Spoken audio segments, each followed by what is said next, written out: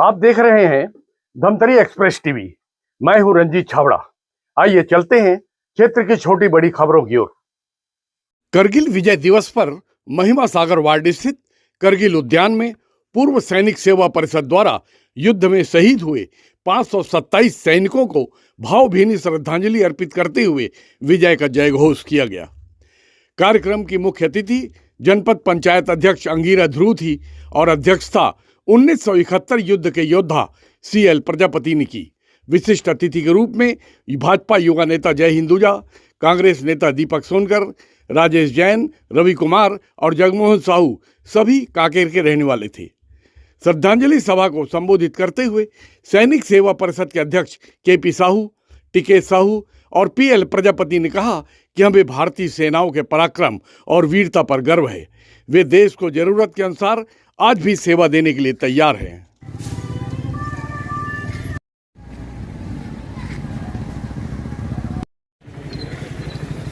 बोले भारत माता की जय, भारत माता की जय, भारत माता की जय।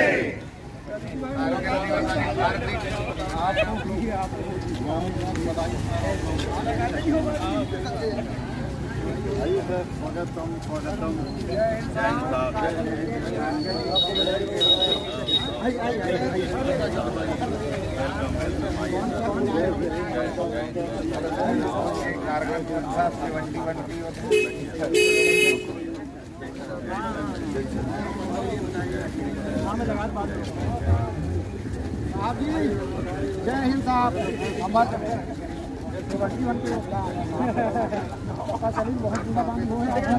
जन्मदिन के गाना गाना बधाई भैया। आज बर्थडे भी है सर।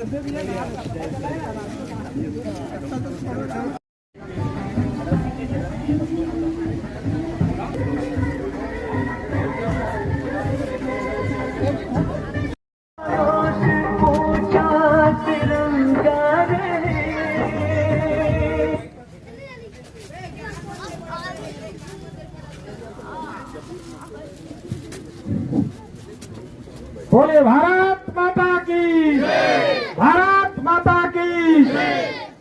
जय जवान, जय जवान, वीर शहीदों की, वीर शहीदों की।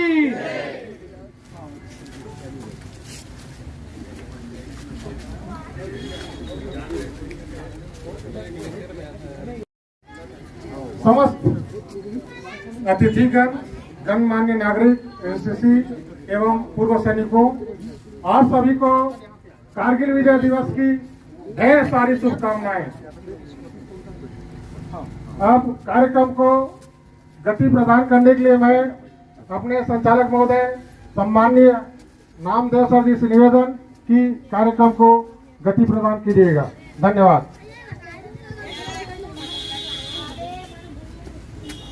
भारत माता की, भारत माता की, कारगिल वीर शहीदों की, कारगिल वीर शहीदों की, कारगिल वीर शहीदों की जय, जय हिंद।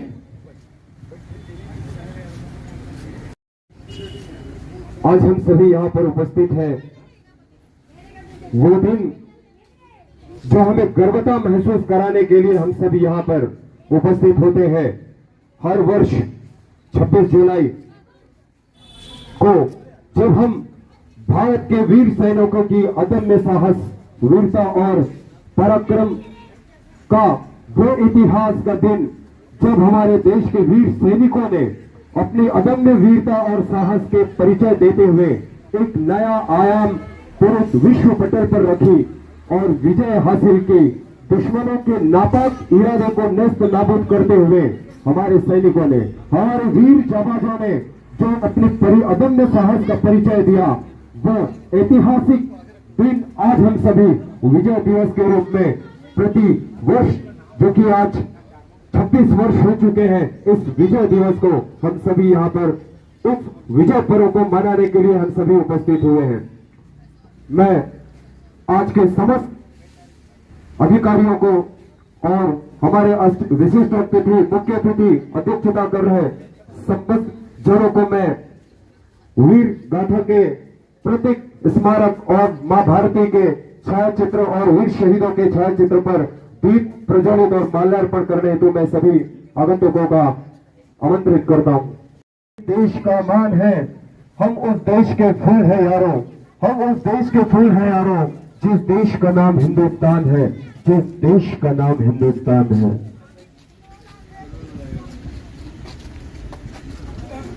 भारत के विजय का स्मारक, विजय स्मारक, कारगिल विजय दिवस और मां भारती के छायाचित्र पर दीप प्रज्वलित माल्यार्पण अर्पित करते हुए आए वीर सैनिक।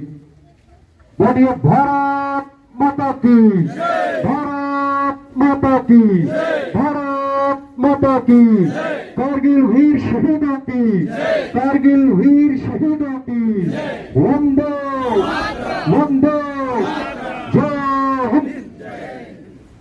हिस्से में ये मुकाम आता है, जिनके हिस्से में ये मुकाम आता है, कितने खुश नसीब है वे लोग, कितने खुश नसीब है वे लोग जिनका खून वतन के काम आता है, जिनका खून वतन के काम आता है। और ये 1999 कारगिल के वो पहाड़ी क्षेत्र में जहां पर हमारे वीर सैनिकों ने अपने अदम्य वीरता का परिचय देते हुए एक बार फिर दुश्मन के उस नापाक इरादे को नेस्तनाबूद करते हुए विश्व के पटल पर भारतीय वीरता का परिचय दिया और पूरे विश्व को बताया कि हमारे भारतीय सैनिक किसी से कम नहीं। वो वीरता और उनके बलिदान, उनके प्रेरणा स्वरूप का आज यह दिवस विजय दिवस के रूप में हम सभी यहाँ पर मनाते आ रहे हैं, जो एक बार फिर हम सबको गर्वता महसूस कराते हैं। आज का यह दिन विजय दिवस के रूप में हम सभी यहाँ पर मनाने के लिए उपस्थित हुए हैं। ओके भैया, रवि को देना, रवि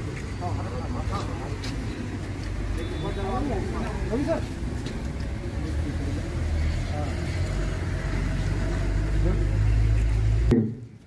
पुष्पांजलि और समर्पित करते हुए, ये पुष्पांजलि उन वीर शहीदों के है नाम जिन्होंने अपने अदम्य साहस का परिचय देते हुए मातृभूमि के लिए वीर गति को प्राप्त हो गए, मातृभूमि के लिए वीर गति को प्राप्त हो गए। हृदय से उन्हें नमन सलाम है, जिन्होंने इस मातृभूमि की रक्षा करते हुए अपने प्राणों की आहुति दी। भारत माता की, भारत माता की।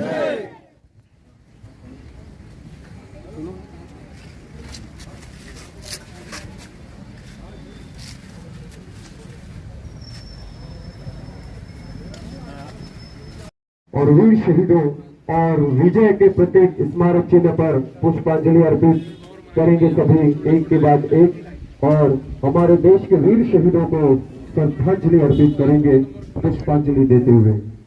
शहीदों को सच्चे मन से, सच्चे तन से आइए हम पुष्पांजलि देते हुए उन्हें सच्ची श्रद्धा अर्पित करते हुए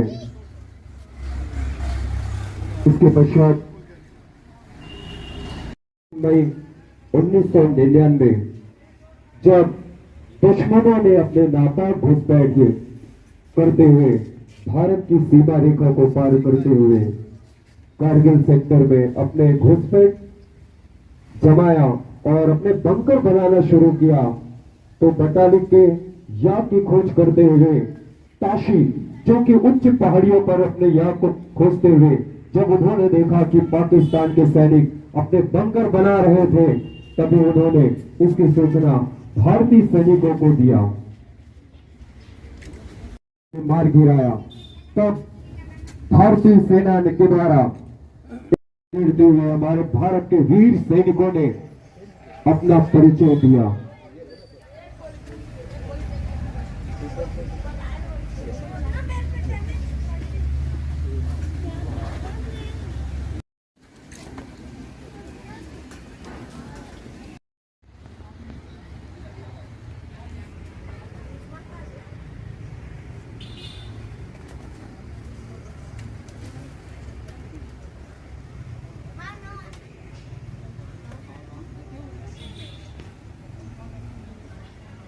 वंदे मातरम, वंदे मातरम, वंदे मातरम।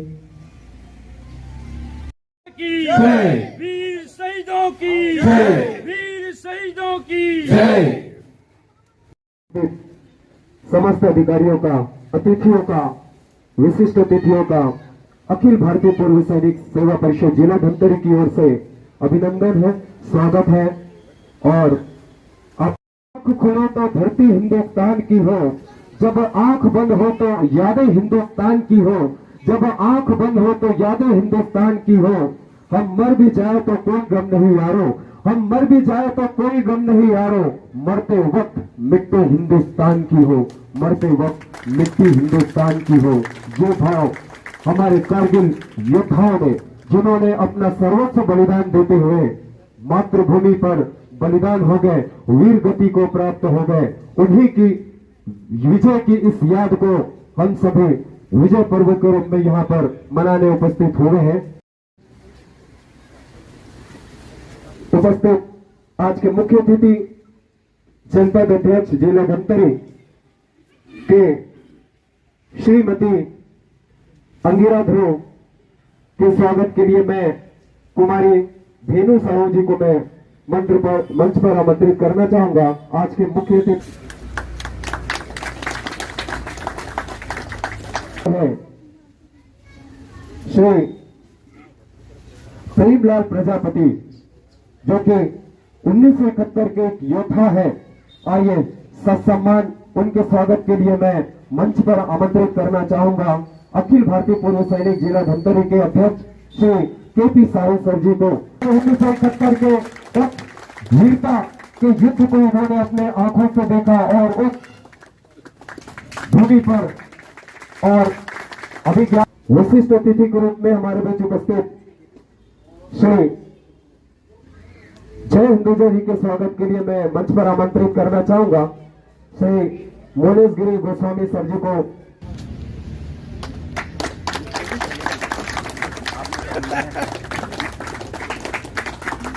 साहू, आप कारगिल योद्धा हैं, आपके स्वागत के लिए मैं मंच पर आमंत्रित करना चाहूंगा संरक्षक श्री मुरारी लाल साहू जी को कि आप मना रहे हैं। इन्हीं वीर सैनिकों की बदौलत है जिन्होंने हमें विजय दिलाई और कारगिल विजय दिवस के पर्व के रूप में आज हम सभी यहाँ पर उपस्थित हैं। कैप्टन जगमोहन के रूप में हमारे बीच उपस्थित श्री दिनेश्वर सालम जी, आप एनसीसी अधिकारी हैं पीजी कॉलेज धमतरी के। आपके स्वागत के लिए मैं हमारे पूर्व सैनिक सेवा परिषद के सलाहकार पीके साहू जी को मैं मंच पर आमंत्रित।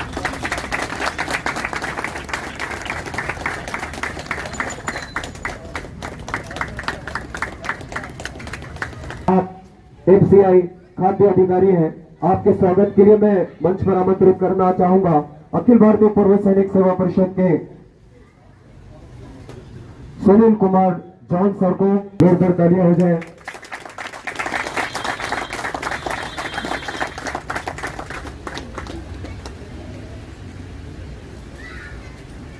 आर्म्ड फोर्स ऑन ड्यूटी है, आपके स्वागत के लिए मैं मंच पर बुलाना चाहूंगा श्री महेंद्र कुमार साहू जी। स्वागत है कि आप वर्तमान में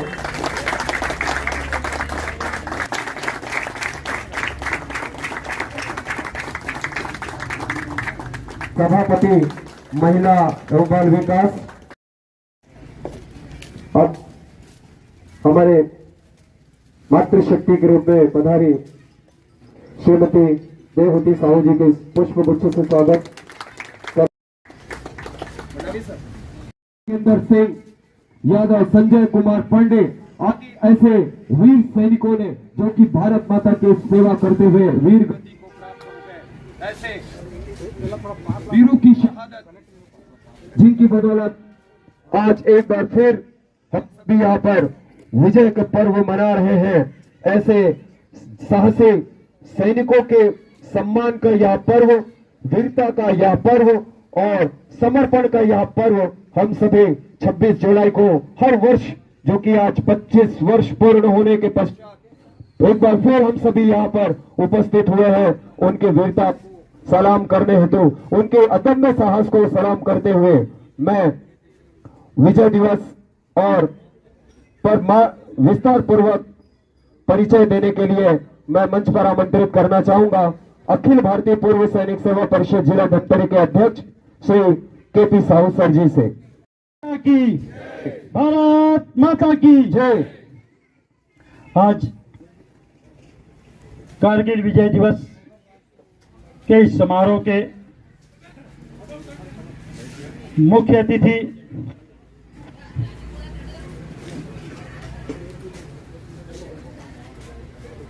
श्रीमती अंगिरा ध्रुव, जनपद अध्यक्ष धमतरी, हमारे कारगिल के शहीदों को श्रद्धांजलि देने के लिए आप उपस्थित हुए, इसके लिए मैं हृदय से संगठन की ओर से आपका हृदय से धन्यवाद देता हूं। विपक्ष नेता और पार्षद श्री दीपक सोनकर जी हमारे बीच उपस्थित है, उनके सम्मान के लिए मैं पूर्व गोस्वामी सर जी से निवेदन करना चाहूंगा कि आए और हमारे बीच उपस्थित श्री दीपक सोनकर जी पार्षद नगर पालिका निगम धमतरी का स्वागत करेंगे। तो जिन्होंने दुर्गम पहाड़ी टाइगर हिल के उस चोटी को जो छोड़ आया हूँ, मुझे अपने सीने से लगा लेना ऐ भारत माता, मुझे अपने सीने से लगा लेना ऐ भारत माता, क्योंकि मैं अपने माँ को तड़पता छोड़ आया हूँ, मैं अपने तड़पता छोड़ आया हूँ। ये भाव केवल हमारे देश के सैनिकों के अंदर ये भाव है, जो आज भी हमारे सैनिकों के अंदर वो जज्बा, वो भाव जागृत है। आइए मैं कारगिल विजय दिवस पर प्रकाश डालने हेतु हमारे बीच उपस्थित श्री कैप्टन जगमोहन साहू जी, जो कि एक कारगिल योद्धा रहे हैं, एक बार जोरदार तालियां हो जाए उनके मुख से, हम उस युद्ध की सारगर्भित वर्णन सुने। भारत माता की, भारत माता की, वंदे वंदे। सभी को जय हिंद, बड़ों को प्रणाम, छोटों को आशीर्वाद। मंच पर विराजमान सभी अतिथियों को कारगिल दिवस की हार्दिक शुभकामना, और जितने भी एनसीसी कैडेट और वरिष्ठ गण आए हैं उनको भी कारगिल दिवस की हार्दिक शुभकामना। जय हिंद।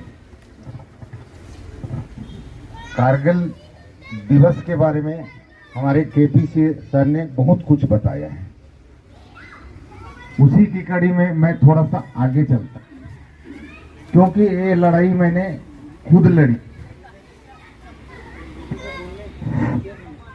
पाकिस्तानियों का मेन मकसद था हमारे लेह लद्दाख और ग्लेशियर के राह को रोकना, और इस मार्ग को अगर रोक देते हैं तो हमारे ग्लेशियर में जो सैनिक हैं और लेह लद्दाख में जो सैनिक हैं, वहां तक हमारा राशन, गोला बारूद नहीं पहुंच सकता, उनको जरूरत की सामान नहीं पहुंच सकता, क्योंकि बर्फ के टाइम पे ये रास्ता बंद हो जाता है, और उसी टाइम उन्होंने इस रास्ते को कब्जा करके बैठ गए। जैसे ये रास्ता बर्फ गलने का टाइम हुआ जून में, उसी टाइम पे चरवाहा ने वहां उनको देखा, पाकिस्तानियों को, और हमारे सैनिक ब्रिगेड कमांड में आके सूचना दी कि वहां पे कुछ पाकिस्तानी लोग हमारे पोस्टों पे कब्जा कर लिए, और उनके बाद हमारे ब्रिगेड कमांडर साहब ने हमारे सैनिकों को भेजा वहां पे। इनको इतना दुर्गम स्थान था टाइगर हिल, जिस जगह पे मैं सप्लाई से संबंध रखता हूं, और गोला बारूद, अम्नेशन, जो पहाड़ी पे सैनिक है उनकी सारे सुविधा का सामान पहुंचाने की जवाबदारी हमारी होती है। इसमें हमारे ASC core army supply core में 3 भाग बांटा हुआ है। एक तो ट्रेन से जाती है पूरे सैनिकों का राशन और जितना जरूरत का सामान है, और जहां से ट्रेन के आगे जो रोड पे जाते हैं वो एमटी वो पहुंचाती है। उसके आगे पहाड़ियों पे जहां पे रोड नहीं है, गाड़ियां नहीं चल सकती, उस जगह पे एनिमल ट्रांसपोर्ट जिसमें मैं था 18,000 हाइट पे, जहां ऑक्सीजन नहीं है, टेम्परेचर -35 में चल रहा है जून में, और इतनी खड़ी पहाड़ी थी वो। पाकिस्तानी अगर वहां से हमको पत्थर भी मार दे तो गोला की तरह लगती थी। वहां से एक पत्थर भी लुढ़का दिए तो 10 सैनिक गिर जाते थे चढ़ते टाइम। मैंने अपने आंखों से देखा। मेरे को वहां टाइगर हिल पे राशन पहुंचाने की जवाबदारी दी गई, और उस टाइम मैं नायक था।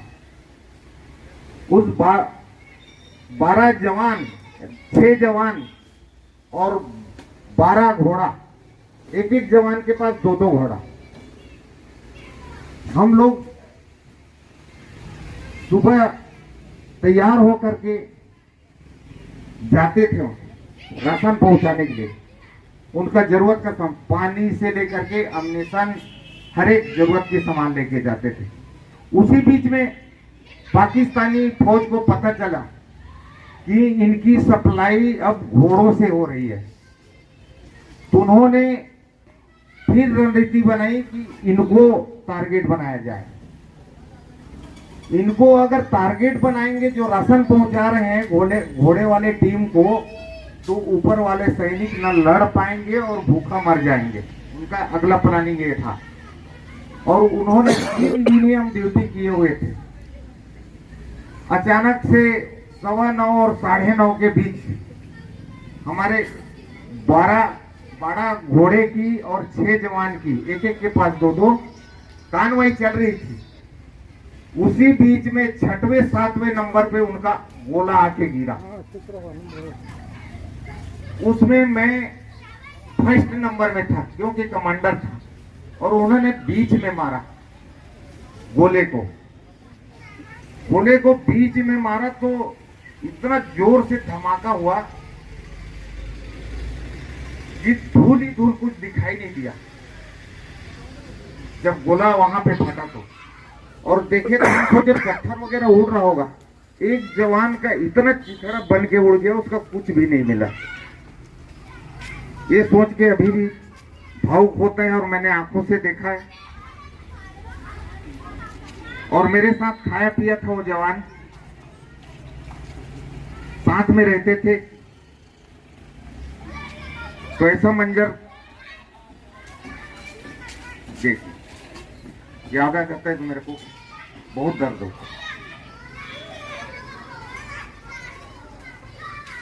तो उस एक जवान का तो कुछ भी नहीं मिला। दूसरा जवान को हमने हवा में उड़ते हुए देखा, कम से कम 10-12 फीट ऊपर उठा।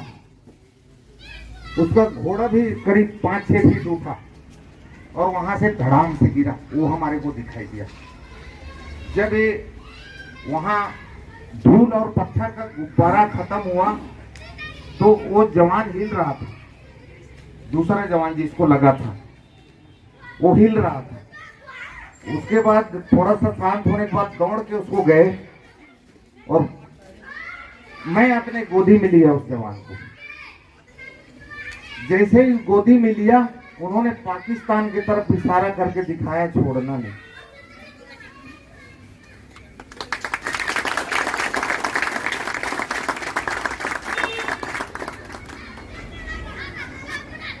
तो ये मंजर मैंने अपने आंखों से देखा है, मेरे सामने की बात है।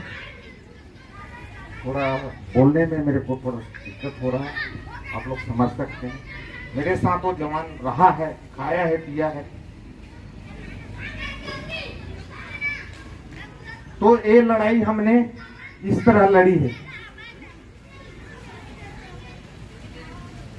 एक घोड़े का जैसे जवान का हुआ दूसरे घोड़े का भी हो गया वैसे। तीसरा घोड़ा बुरी तरह से जख्मी था, जगह जगह से फटा हुआ था उसका, उसकी अतड़ियां बाहर लटक रही थी।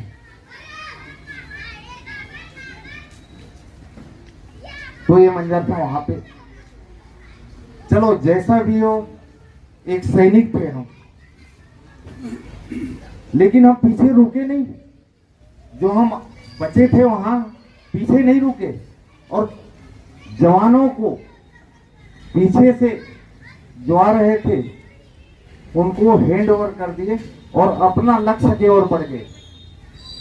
हमने अगर ये काम हम बंद कर देते हैं तो हमारे जवान भूखे मर जाएंगे। बगैर अमनेशन और गोला बारूद के वो क्या करेंगे? जो हमारे इंतजार कर रहे हैं, हमने पहुंचाया राशन को ले जाके, वहां तक दिया उनको ले जाके।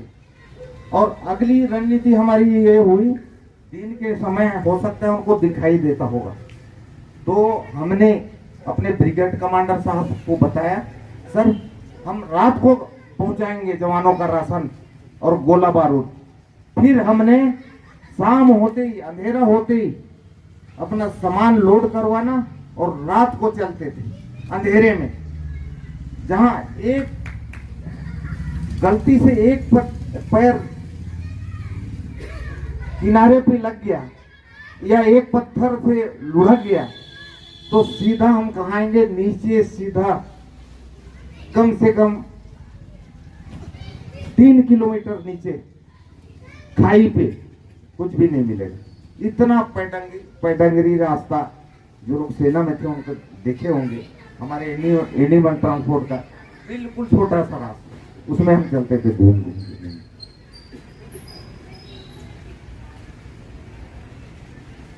इस तरह से हमने राशन पहुंचाया, गोला बारूद पहुंचाया और वहां इन्फेंट्री के जो जवान लड़ रहे थे उनको हौसला दिया कि हम आपके साथ हैं और आपको कोई भी चीज की कमी नहीं होगी, हर एक चीज हम पहुंचाएंगे। और हमने पहुंचाया। उसमें जिस जगह पे हम ड्यूटी कर रहे थे, आप लोगों ने कैप्टन विक्रम पत्रा का नाम सुना हो, उसी पोस्ट में हम ड्यूटी कर रहे थे। विक्रम पत्रा का नारा क्या था? या तो मैं झंडा लहरा के आऊंगा या तो मैं झंडा में लिपट के आऊंगा। भारत माता की भारत माता की भारत माता की। तो उसी कैप्टन संजीव पत्रा के पोस्ट में ही राशन पहुंचाते थे हम लोग। तो ये मंजर था और हमने अपनी भारत माता को जैसा भी हो, अपने जवानों का कोई गम नहीं। बहुत ही सौभाग्यशाली थे वो जवान जिन्होंने भारत माता के काम आए। जय हिंद, जय भारत। राव जी, आप बिल्कुल याद से करगिल दिवस मनाना कभी नहीं भूलते। वो जो क्षण है वो कितना गौरवशाली था, जिसकी स्मृति हर साल आप लोग ताजा रखते हैं ताकि क्षेत्रवासी न भूल पाए। सर, कारगिल विजय दिवस प्रत्येक साल मनाने के पीछे हमारा कारण ये है कि एक तो हम कारगिल के योद्धा हैं, कारगिल के समय हमने भारतीय सेनाओं में रहकर हमने सेवाएं की है। और दूसरी बात, हमारे छत्तीसगढ़ में आने के बाद छत्तीसगढ़ में कारगिल विजय दिवस नहीं मनाया जाता था। जब हमने लखनऊ में हमारी मीटिंग अटेंड किया और वहाँ पे हमें पता चला, उसके बाद वहाँ से आने के बाद लगातार हम रायपुर में मनाए 3 साल। उसके बाद से हमने धमतरी से आज लगातार 8 साल हो गए हम धमतरी में कारगिल विजय दिवस मना रहे हैं, क्योंकि ये हमारे सैनिकों के शौर्य, साहस और सम्मान का है और हमारे देश के शहीदों का, कारगिल के शहीदों के सम्मान के लिए, उसको श्रद्धांजलि देने के लिए यह कार्यक्रम हमारे लिए अति आवश्यक है। ये एक तरह का सरकार का फेलवर भी बताते हैं कि एक भेड़ चराने वाले ने या बकरी चराने वाले ने ये सूचना दी कि करगिल की पहाड़ियों में कुछ देशद्रोही तत्व जो है एकत्रित हो रहे। तो मतलब ये हमारे जो खुफिया विभाग का फेलवर नहीं था, जिसकी वजह से इतने बड़े लोगों को अपने प्राण देने पड़े? सर मैं ये तो नहीं कहूँगा, क्योंकि ये जो कारगिल के युद्ध के पीछे का जो इतिहास वो है कि शिमला समझौते के तहत ग्लेशियर में भारत और पाकिस्तान की सेनाएं आमने सामने रहती थी, सुरक्षाएं करती थी। जैसे ही नवंबर के महीने आते थे और उसके बाद वहाँ पे ठंड बढ़ जाती थी, शिमला समझौते के तहत पाकिस्तान की सेनाएं पाकिस्तान में चली जाती थी, भारत की सेनाएं भारत में चली जाती थी। ये लंबे समय से चल रहा था और एक दूसरे पे भरोसे और विश्वास के साथ यह लगातार चल रहा था। मगर 1999 में जनरल परवेज मुशर्रफ ने भारत के सीने में चाकू घोंपकर उन्होंने उन सैनिकों को वहीं पे ठहरने के लिए कह दिया और भारतीय सैनिकों ने नियमित की तरह अपने वापस बंकरों में आ गया, वापस अपने यूनिट्स में आ गया और उसी का उसने फायदा उठाकर वहाँ पे 3 महीने तक रसद गोला बारूद जमा कर लिए और उनका इरादा सही नहीं था भारत के खिलाफ, इसलिए ऐसा हुआ। और एक तरह से खुफिया फेल ही कहा जा सकता है, जिसकी वजह से ये हुआ। अगर खुफिया जानकारी होती तो उनको पहले से ही हमारी सीमाओं से दूर भगा दिया जाता। हमारा नुकसान हुआ। जब हमारी मारने की बारी आई, उनको अच्छी तरह सबक सिखाने की बारी आई, उस समय जो अमेरिका की भूमिका थी कि छोड़िए, जाने दीजिए, युद्ध बंद कीजिए, तो क्या लगता है कि अमेरिका जो है हृदय से भारत के साथ नहीं है, दिखावा करता शुरू से आ रहा है आज तक? अमेरिका कभी भी भारत के साथ नहीं रहा है, हमेशा उनका दिखावा है, क्योंकि उनको अच्छे से सबक सिखाने के लिए भारतीय सेनाओं पूरी तरह से कमर कस लिया था और दिखा भी रहे थे। मगर अमेरिका के हस्तक्षेप से कहीं न कहीं उनको थोड़ी सी संभलने की मौका मिल गई और उनको चिताए। अमेरिका ने भी अंत में उसके साथ छोड़ दिया और उसे वापस जाने के लिए कहा, अन्यथा तो उसकी पाकिस्तान की क्या हालत होता वो पाकिस्तान की कल्पना नहीं करता। इस विजय दिवस के खास मौके पे जब आप लोग बिना भूले हर साल लोगों को याद दिलाते हैं कि ये हमारा गौरवशाली दिवस है, आप क्षेत्रवासियों को क्या संदेश देना चाहते हैं? क्षेत्रवासी हमारे देश के सैनिकों का सम्मान करें, जिन्होंने सीमाओं पर रहकर, जिन सैनिकों ने सीमाओं पर रहकर त्याग और बलिदान दिया, भारत माता की सेवा किया, ऐसे सैनिकों का सम्मान देश के हर नागरिकों को करना चाहिए। और कारगिल दिवस या विजय दिवस 71 के युद्ध के विजय के समय जो सैनिक हमारे बीच में थे, उनको भी हमें सम्मान लगातार करनी चाहिए। सबसे पहले अपना शुभ नाम बताएंगे। मेरा नाम सूबेदार टीकेश कुमार साहू है, रिटायर्ड सैनिक जी। ये आप लोग का जो संगठन है, ये जिला स्तर का है कि प्रदेश स्तर का है? क्योंकि यहाँ बहुत सारे अन्य जिलों के भी पदाधिकारी और सैनिक आते हुए दिख रहे हैं। हाँ। तो ये किस तरह का आयोजन है? ये हमारे राष्ट्रीय स्तर का है। वो जो आए हैं आप देख रहे हैं, वो हमारे कांकेर जिले के हैं और आप हमारे पीछे जो सैनिक इस मंच के नीचे देख रहे हैं, वो हमारे धमतरी जिले के हैं। ये हमारे पड़ोसी जिले के हैं। हम सब एक ही राष्ट्र के हैं, सब भाई हैं, भूतपूर्व सैनिक सब भाई भाई होते हैं। तो हमने उनको आमंत्रित किया है और वो हमारे इस दिवस में शामिल हुए। सर, सबसे पहले हम आपका शुभ नाम जानना चाहेंगे। प्यारेलाल प्रजापति। प्यारेलाल प्रजापति। PL प्रजापति। हाँ, PL प्रजापति। कहाँ के रहने वाले हैं आप? मैं धमतरी का हूँ। धमतरी के? धमतरी के, जन्म मेरा धमतरी। जी। ये इसके पहले जो सैनिक के रूप में कहाँ पदस्थ रहे, कितनी जगह पदस्थ रहे हैं? मैं सैनिक के रूप में मैं गोवा में ट्रेनिंग किया है। गोवा में ट्रेनिंग करने के बाद फिर उसके बाद राजस्थान में 71 में राजस्थान में जो लड़ाई हुआ उस टाइम वहाँ पर पदस्थ था मैं। जी। और उसके बाद फिर वहाँ से मेरा ट्रांसफ़र हुआ आपका सिक्किम में। जी। सिक्किम में मैं था। सिक्किम के बाद फिर श्रीनगर। जी। श्रीनगर से फिर मैं वापस 15 साल मेरे पूरा होने के बाद वापस यहाँ पर आया। तो 71 की हम चाहते हैं। हाँ। 71 की कुछ यादें हों। हाँ। तो हमारे दर्शकों को बताइए कि जिस बांग्लादेश को आजाद कराने भले उनके हमने 1 लाख सैनिकों का आत्मसमर्पण करवाया, लेकिन हमारे भी तो कुछ सैनिकों की शहादत हुई होगी या नहीं हुई होगी? हुई है। तो आज ये बांग्लादेश जो बर्ताव कर रहा है भारत के साथ, वहाँ मंदिरों को जला रहा है, हिंदुओं को मार रहे हैं, लूट रहे हैं, बलात्कार कर रहे हैं, ये सब सुन के आपकी भावनाएं क्या है? मेरा भावना ये होता है कि बांग्लादेश जो हमने स्वतंत्रता दिया है उनको, पाकिस्तान से यहाँ बांग्लादेश बनाए, उन लोग बहुत हम लोग साथ गद्दारी कर रहे हैं, हमारे देश के साथ गद्दारी। हमको तो ऐसा लगता है कि उनको फिर वही करने के लिए पाकिस्तान की जैसे बर्ताव करें, उनके साथ वैसे बर्ताव करें। जी जी। आप कश्मीर में भी रहे हैं। कश्मीर में रहते हुए कभी आपको ऐसा लगा कि मैं हिंदुस्तान के अंदर में हूँ? वहाँ के लोगों के व्यवहार, बातचीत, और उनके अंदर की जो देश प्रेम की भावना से कभी आपको ऐसा लगा क्या कि आप वो भारतीय अपने आप को महसूस करते हैं? ऐसा लगा क्या आपको? नहीं, ऐसा मेरे को नहीं लगा उनको। हम लोग तो वो करते, मगर उन लोग उस टाइप का नहीं करते थे हम। जी, मतलब उनके अंदर जो है भारत के प्रति वो स्वार्थी हैं। उन लोग अपने काम निकालने के लिए उन लोग वो करते हैं, बाद में वो बीच में थोड़ा भूलते हैं। तो वो क्यों भूल जाते हैं कि भारत में जितने सुखी हैं, पाकिस्तान में लोग इतने ही दुखी हैं, एक एक रोटी के मोहताज हैं, कटोरा लेके पूरे दुनिया के देशों में घूम रहे हैं, और इतने अच्छे वातावरण में भारत में रहने के बाद भी उनके मन में राष्ट्र प्रेम क्यों नहीं जाग रहा है? ऐसी क्या मजबूरी है? क्योंकि उनका उद्देश्य यही है कि हम जो है भगवान, उन लोग हिंदुओं से कहने पर जलन होता है उन लोगों को जी।